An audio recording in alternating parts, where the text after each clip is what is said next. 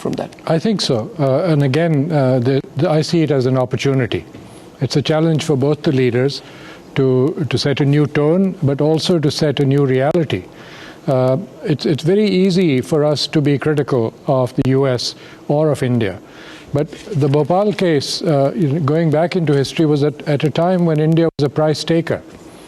Now India is no longer a price taker. India now is a player, a major regional and global player. It is the largest arms importer in the world. It has an enormous clout. That's true. And I think this is where the opportunities arise. Also, for the rebalancing to the Pacific, that the United States basically made the move and then invited India to become a partner. I see a great convergence between Prime Minister Modi's links with Japan, and even the manner in which he has finessed the China difficulties and increased the trade opportunities there. I think India and the United States could be playing a much more parallel and coordinated role in opening up to Southeast Asia and the Pacific. A good point, but there needs to be trust. Absolutely. Mr. Nawaz, a relationship cannot move forward unless there is a deep and abiding trust. And second, there is a realization that there are common interests on both sides which will be served by maintaining that trust. So before I go into issues such as defense trade, defense cooperation, and the stagnated defense technology and trade initiative, which I'm sure, Richard, you would like to talk about, what about the basic issue of Pakistan and terror, Richard? You know, it is the biggest stumbling block, the misuse of American aid to Pakistan and its diversion against India, which somewhere America has been very compassionately indulgent on. What do you think, Richard?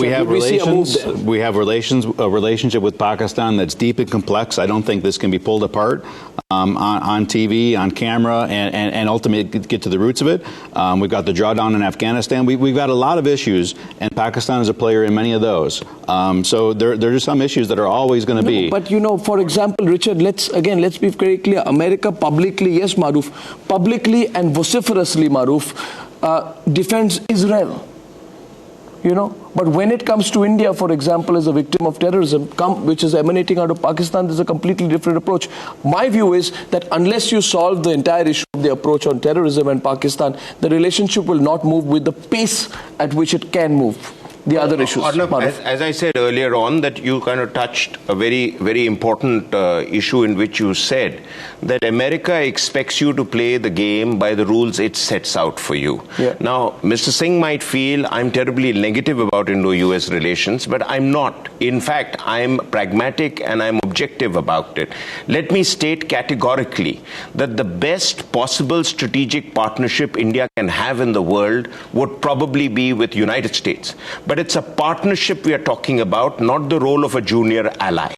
I think America needs to understand that India can get along in this world without the United States while not progressing the way that the US had designed in the next steps in strategic partnerships. But we would do well for ourselves to have you as a close senior partner, if that's the term that may make you feel happy in Washington. But let me also tell you there are three quick points. The one thing is that Indo-US nuclear liability law may not happen. Mr. K.C. Singh has rightly brought out a lot of issues, but also please understand that India's maximum capacity was to produce about 3% of its energy requirements through nuclear energy. With all the reactors in the world, and I remember some people in Washington stating that this could be a $100 billion deal because America hadn't sold reactors for 30 years before it was wanting to sell them. We agree here that the nuclear issue, let's not get stuck on that. The nuclear issue, Maroof, is not going The point I'm making is even if that happens, we would have 9% of our energy coming from nuclear reactors. But there are other areas we've moved forward on. You have now become our largest defense supplier, whether you like it or not. That's true. You know, you have surpassed the Russians, who still do have a big hold on the Indian military industry in terms of old equipment, but 50% or so of our equipment needs to become state-of-the-art and revamped, and you are a partner in that. You have received FMS deals no other country has received, worth $9 billion or more. So don't say the mother of all aircraft deals was lost, but you got other defense defense deals almost the size of that. No. So Manmohan Singh's government did take many steps forward. Immediately from that loss. Exactly. I think defense has been one of the best areas of government-to-government cooperation. Yeah, from the American perspective. Yeah, and I'm not trying to sound too pessimistic. Only from the American perspective, Richard, not from the Indian perspective. Because the Indian government has been very categorical that India will prefer more technology transfer than purchase of weapons. Yep. Right? And this was among the reasons for the raised cap of foreign direct investment in defense. So India and the US agreed to that whole defense, trade and technology initiative. It was signed in 2012. But since then, while America, as Maroof says, has managed to overtake other competitors and become this largest single supplier of defense and arms to India, the extent of technology transfer is a question mark. So what I'm reading here is, and that's precisely what Modi will try and draw Chuck Hagel's attention to. He drew Chuck Hagel's attention to it when the two met in August. So what we are saying, Richard and Michael, that, we are building the relationship, but you're being a little squeamish about it. You want to be the biggest, defense supplier to India, but you don't want to give us basic defense transfer. That's a trust issue, isn't it, Richard? The Defense Trade Technology Initiative was about co-development, co-production of next generation items. Now, India's complaint was they weren't far enough ahead. Yeah. You can buy stuff that's better than the next generation, but you've got to walk before you can run. I mean, the U.S. perspective on this is, sure, maybe there is other equipment out there than what we would develop collaboratively that would be, that you can buy stuff on the market that's a little bit better than what we develop. But until we get the muscles on both sides working for collaboration. It is. The bureaucracies on both sides don't understand. Richard admitted, America isn't very generous on these issues. India is. Not and day India one. Has shown not day much one. More, not day one. Year 10, year 20. It takes time. Michael, what do you think? Time. Yes, it may take time, but the steps have to be taken. Just a quick rebuttal. Let's get Maroof. And the fact is that it's not that we don't have technology competence. You reached Mars on 22nd of September. We reached on 24th of September. So we can live up to expectations provided you're willing to transfer technology. I think. And America is looking for country with skill, with ability to make cheap technology, which maybe not will make the pockets go tight, bigger of the big defense companies here, but it can expand your reach. No, you see, America has a big appetite. So what we've done so far, and my feeling is, Richard, that we have whetted America's appetite with the billion-dollar deals that we've done, especially over the last 8, 9, 10 years. And now we need to work towards the technology transfer part. Michael, yes, I think that Michael, you better come in yourself, otherwise between Richard and Maroof, you'll get left out. My sense is that the DTTI has been a disappointment, I think, to both sides. And I think it needs to be reinvigorated, and that hopefully could be one deliverable from the Obama-Modi meetings here. And there was a very good op-ed in the Wall Street Journal by John Kyle, former U.S. Senator, and Roger Zakheim on just this issue about how we can reinvigorate the DTTI. But I think, too, Arnab, it gets back to some of the points you were making about trust. Yes.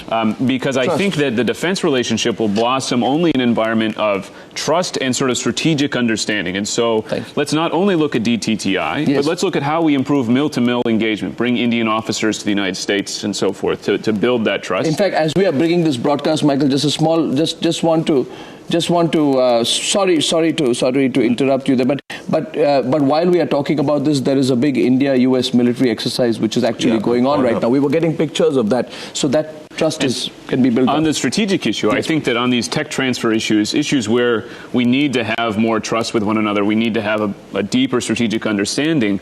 I think if you look at Asia, for example, it's not a matter of India doing what the U.S. wants or the U.S. doing what India wants, but I think you actually see a clear alignment on many issues in Asia, for example, on China, on Afghanistan. In terms of potential? No, I think in terms of the way the two countries see the issue and their interest in the issue. And I think you could make the argument, Arnab, even on Pakistan, you see many areas of alignment between the U.S. and India. And I think it's important that we build on those areas of alignment, especially in Asia, because as you get beyond Asia, I think the strategic alignment decreases, rather than only focusing on the disputes or on the negative aspects. Yeah, my take on that is that as far as Pakistan is concerned, and Shuja Nawaz Saab, I want to come to you. And one of the the facts is that vis-a-vis Pakistan, America knows he was polite. He called it a complex relationship. Some called it a relationship of. I thought only the British were subtle. So my takeaway is the Americans can be subtle when they want to. No, but the fact is, Shuja Nawaz, that the problem is there. Everybody knows. Now the question is, we understand that you have to have a relationship with Pakistan. You funded America has to have a relationship with Pakistan, but at the same time, not at the cost of Indian interests. Do you see that happening there? Because Modi will raise this quite strongly from his when he meets Obama. He's very clear. He was clear at the UNGA. He was clear when he called off the talks. I'm pretty sure he's going to be clear when he meets Obama on it. Let me first address the issue of trust between the US and India, and I think that can only come through experience and verification. Yes. As you go through this process, I think there will be more opportunities for the US and India to interact, and then many of these doubts and misgivings will be erased. There's no other way. Otherwise, every time you hit an obstacle, you throw up your hands and say, this is not going anywhere. Yeah. It will not get you anything. On Pakistan, I think India has a much stronger interest in resolving issues with Pakistan directly. India has traditionally not wanted to bring in third parties. Yes. India has very jealously guarded that space. The Pakistanis occasionally have tried to bring in the Americans to arbitrate or whatever, but it doesn't work that way. And I think it's really what Prime Minister Modi and Prime Minister Sharif can work out amongst themselves. And terrorism now is no longer confined within borders. Yes. What happens in Afghanistan affects Pakistan, affects India. Yeah. And I think it's very critical that they go back to the pre-Mumbai days when they actually signed a protocol on counter-terrorism and see if they can revive that protocol and let India and Pakistan work out some practical ways and then gradually rebuild that trust, because the militancy in Pakistan is going to be the biggest threat that the Pakistanis will face. Yes. That militancy has a contagion effect within India too, and there's a global effect. You know, with the IS movement now, the Indian Mujahideen, the Huji out of Bangladesh, Pakistan, India, we are now talking of a global contagion that can only be resolved if the countries work together.